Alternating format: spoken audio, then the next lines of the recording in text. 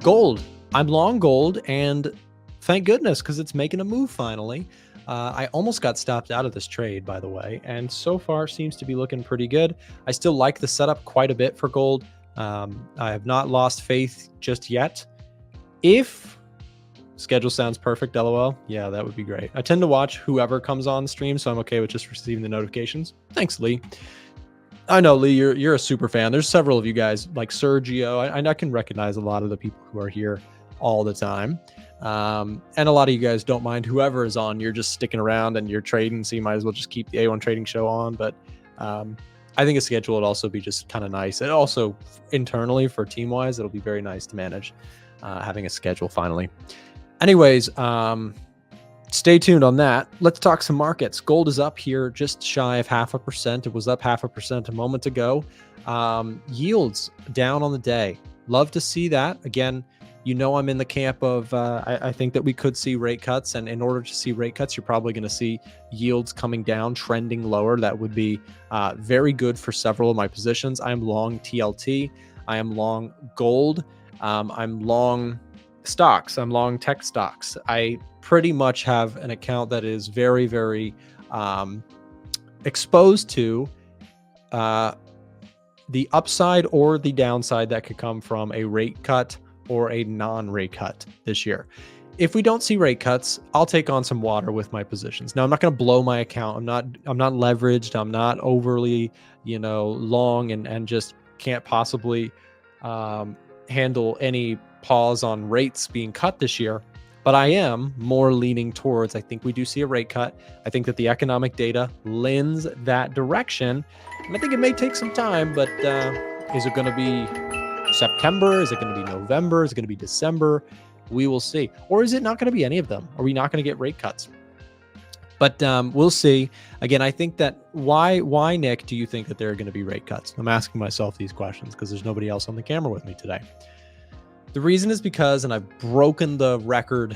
I sound like a broken record. I've done this over and over, but again, it's the economic data points that we keep talking about. GDP numbers, we get some fresh ones this week. We get the preliminary GDP numbers, but last time around, we missed forecasts pretty significantly.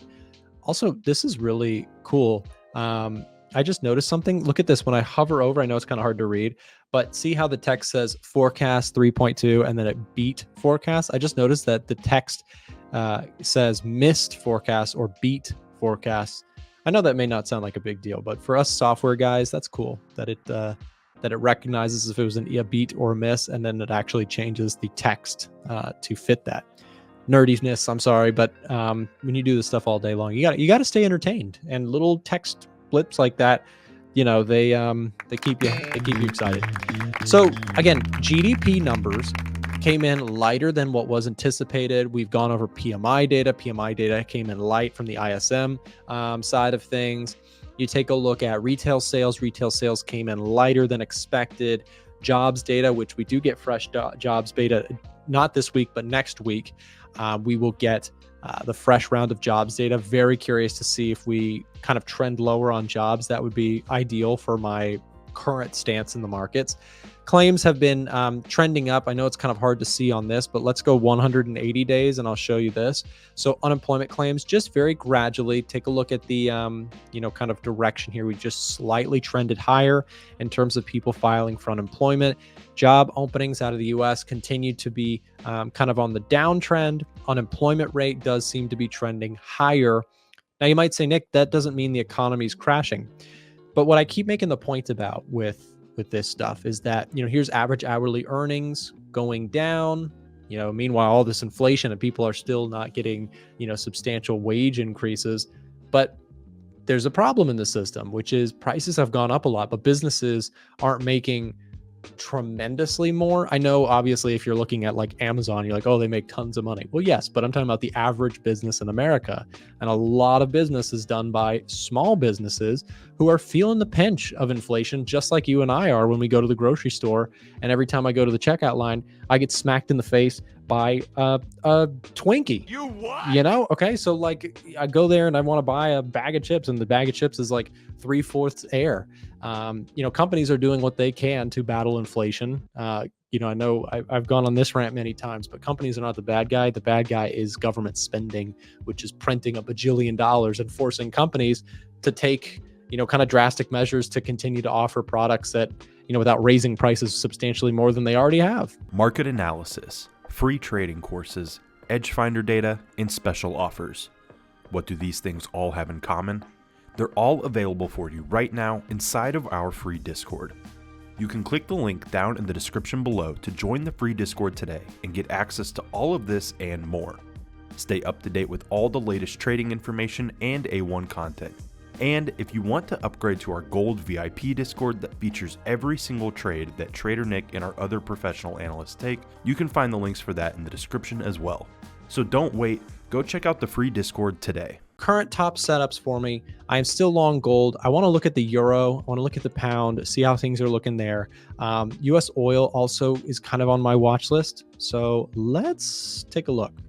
Chips really bad for you? Yeah. Hey, at least I don't get the super oily ones. Does anybody else like baked Lays? Every once in a while, if I'm craving some chips, that is my go-to chip. And while no chips are great for you, baked Lays are at least a little bit less bad for you. Anyways, something's going to get you in this life, right? Even just breathing air. If you live in a city and you're breathing air, right, that's bad for you. But anyways, the gold market continues to push higher, but I mentioned I want to look at oil. Today, oil is getting close to a level where I might be taking a little bit of a sell side interest in this. Keeping it really simple, I think that if we do see some economic slowdown, you probably see demand in oil stay tempered, right? Which could lead us to trading back into the mid 70s. I think that's very possible. Now, if you get economic data that comes out real strong, oil might be poised for a big breakout here, in which case I would need to stop out of an idea. But I do like the idea of potentially selling oil. So I might take that trade. If I take that trade, it will be shared in our Discord channel, which if you're not in the Discord channel, by the way, we'll drop the link, the job form. You just got to fill out a quick application. If you'd like to join the Discord channel, you can do so by clicking this link that will drop here in the chat for you to the Discord. And again, it is free to join. You just got to fill out the quick little application there. There it is. Boom. Join the Discord. So yeah, watching oil today, I think I'm going to stay, I'm still in the gold position. I'm going to hold on to this one. What I'd like to see though, is I'm just going to play this one patient. I think based on, slowdown in the economy, central banks outside of the US buying significant amounts of gold and dumping dollars. Like if that trend continues, I think the upside for gold is well beyond its all-time high. I think we go into 2500s, 2600s if we see if we see the US economy continue to kind of trend lower for a little while, gold could look very strong, right? Remember, gold typically looks attractive when it's an alternative investment, when the economy looks poor around the world or central banks look to be cutting interest rates, which is essentially going back to printing more money into the system. More dollars and more euros and pounds in the system mean that the price of gold goes up, relatively speaking. So I like gold to the upside. I continue to stay long in my position. I also have a position still on the S&P 500 that I've been holding since late April. So here's VOO. I'm in this trade still. If we get a pop this week, if we trend higher, I'm probably going to sell covered calls against my position. I talked about that last week.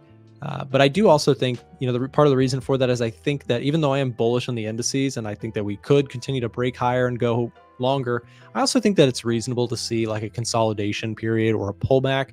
So I may look to, in the meantime, sell some covered calls against my position and collect some premium.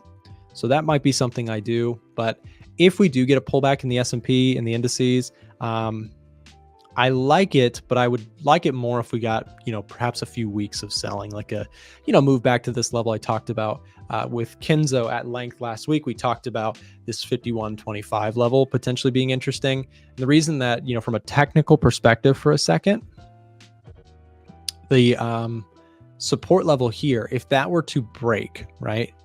If we look left, there's not a whole lot of support in this in these series of green candles that I can obviously see on the daily chart. So what I mean by that is if you get a big sell-off, it's very possible that you could see kind of a continuation play, at least for the sellers in the meantime, down to like 51.25, where it was the last time we saw a very substantial takeover from the bulls, right? So this period of time, I don't see, it's almost like a prolonged like gap in the market where we just kind of grinded higher for several days in a row. So if we break support here, again, that's kind of where I think we could slide through that zone and hit this. Now, I'm not saying I think we break this support. I'm just saying if it starts to break, that would be where I probably get interested again in building onto my S&P 500 position. And ideally, if I were to sell covered calls up here against my S&P 500 position, I could collect some money on the calls that I sold, sell calls, right?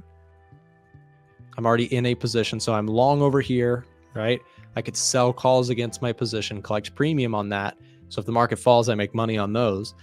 And I think that that's possible. I think that we do have a potential to enter into a bit of a consolidation phase, especially now that a lot of the earnings stuff is behind us. A lot of the hype is behind us. And you're getting slowdown in inflation, which the market is cheering, but you're also getting a slowdown in the economy potentially. So when I get those combinations, I really prefer the gold story to the upside. When you get a slowdown in the economy plus a slowdown in inflation, I really like the story for gold. And that is exactly how the software is kind of calculating, right? It's saying, slowdown in the economy is giving us the blue light, if you will, for gold, at least right now. Now that's not saying, go out and buy gold and it's just going to easily straight up to the moon. That's not what it's saying. This software just gives us pros and cons, and then we find setups ourselves, right? The Edge Finder is not a do-it-all-for-you tool. It is just a sourcing tool, and then I go and I look at setups that I like. But look at this, guys. We're getting a lot of very bullish readings. TLT I'm already long on. Gold I'm already long on. Let's look at euro and pound for a second and talk a little bit about that. Euro dollar, I still love the setup if we get the pullback, but we didn't quite get there. I was watching this level last week, didn't get that entry, so I'm going to stay on the sidelines for the euro for now. Pound, this one kind of hurts me, guys. I missed this entry, even though I talked about it for a while. I was like, I think we move up to the 1.28 level. I still think, did we hit that? Did we hit 1.28? Hold on. We just barely touched 1.28. That was where I was thinking the pound would go. But where do I think it's going to go from here? Well, I think the pound looks strong. It may well pull back to that area again. So I may get my chance to enter that trade again. If it doesn't, if it breaks out, I also like it here. Like a breakout, retest, continuation. I think the pound looks good for now. I continue to like the setup. If I'm wrong, I'll stop out of that trade or that idea. But I think that the pound continues to have upside. It's been in a downtrend for some time, finally is broken out of that. It's got some legs to it, and the dollar, with so much economic data coming out cooler than anticipated, you might say, well, Nick, the dollar's the global reserve currency. It's always gonna, it doesn't matter, because that's not how currencies work, right? Currencies, just because the dollar is used all over the world doesn't mean that it is endlessly appreciates against its peers. It only appreciates when it is significantly outperforming expectations for its data against its peers, right? So right now, even though yes, obviously the dollar, I don't think I'm not saying that the dollar is going away. I'm saying that right now we've had significant beats or misses, more rather, on economic data out of the US. We've missed many different data points in a row. Again, we walk through that over and over on the stream. Many data points missing for the US dollar recently means that in the short term, until that trend stops, I remain bearish on the dollar. Doesn't mean I'm a perma bear. I'm not tied to anything perma bull, perma bear. I don't care. I'm looking at the data as it's coming in, and if it's giving me a reading one way or the other, I stick to that until it changes. Right now, data is missing for the US, and yes, it's kind of missing for other places, but the US was hitting for a long time, right? The data out of the US just kept hitting.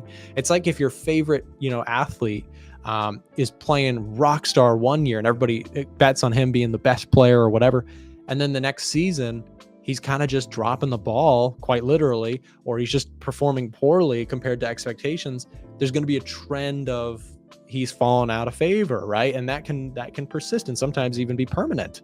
So yeah. Okay, so COT data really quick. Gold, Nikkei, oil, Dow, silver. These are your most heavily owned or long contract COT positions. And if you take a look here, CHF, JPY, CAD, Aussie, and 10-year Treasury bonds are the opposite effect, the most sold proportionally or shorted even. Okay, latest week-to-week filing, things that they added the most of: NZD, GBP, AUD, Euro, copper, oil, gold. So on a week-over-week basis, these things saw the most buying, right?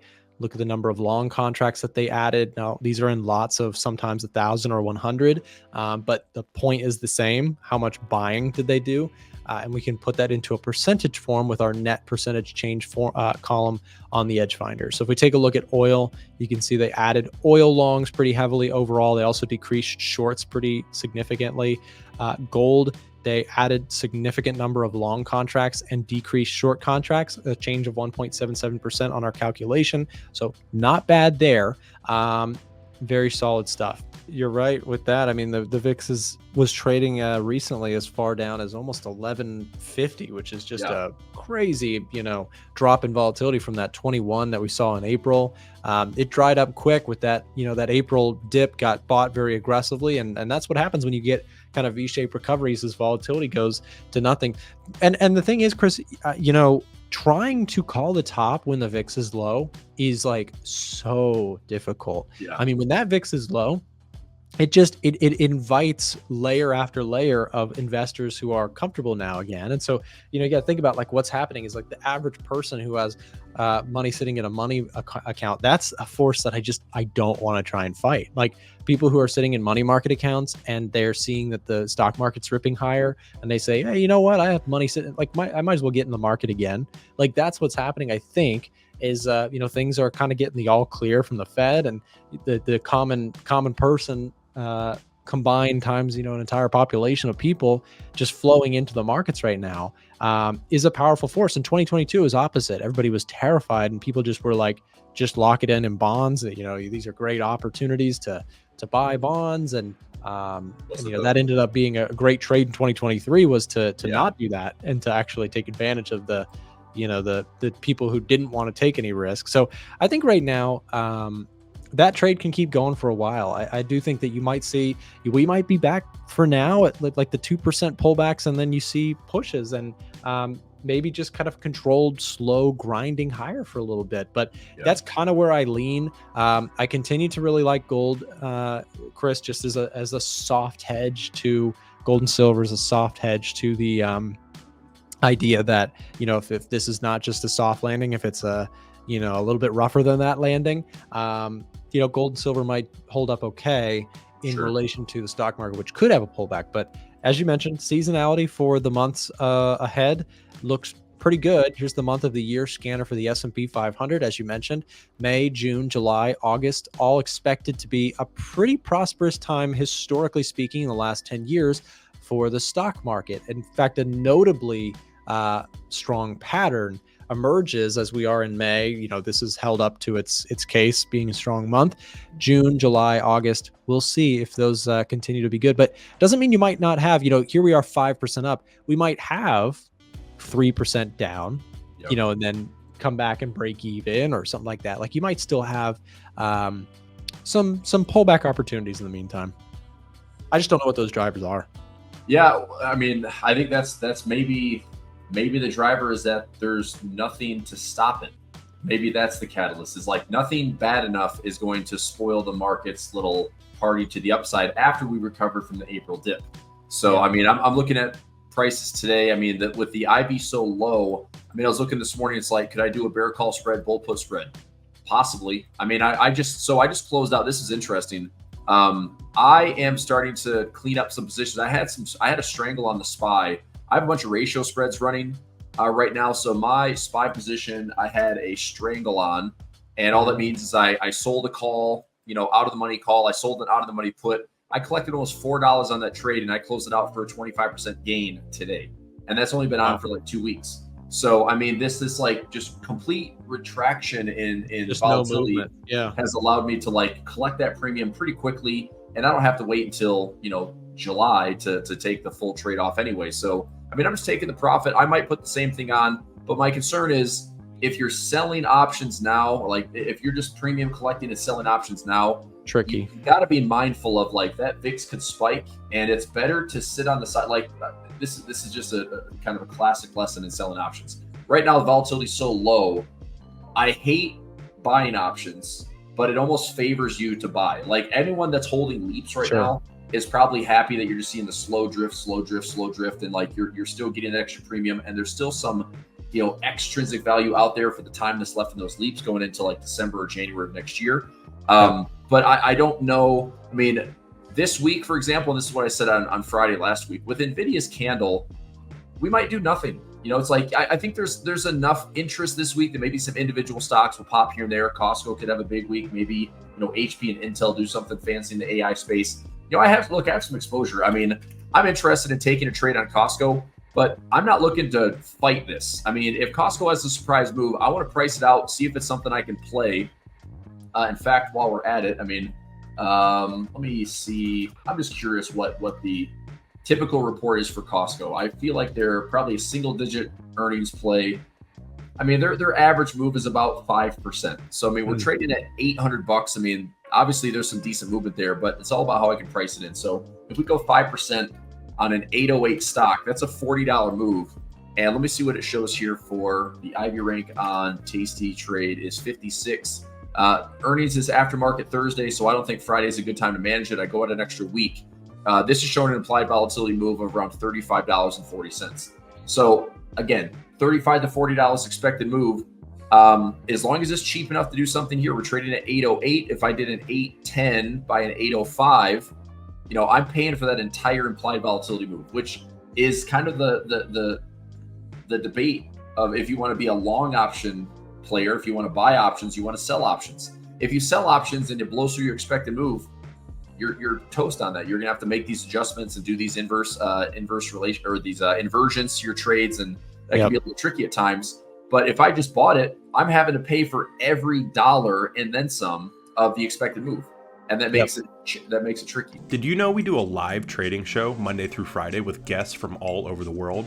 To get notified when we go live, click the bell button next to the subscribe button or check in at 9:30 a.m. Eastern Time. We have helpful, free content in the description below and on our website, a1trading.com. Thanks for watching today's video, and we'll see you tomorrow.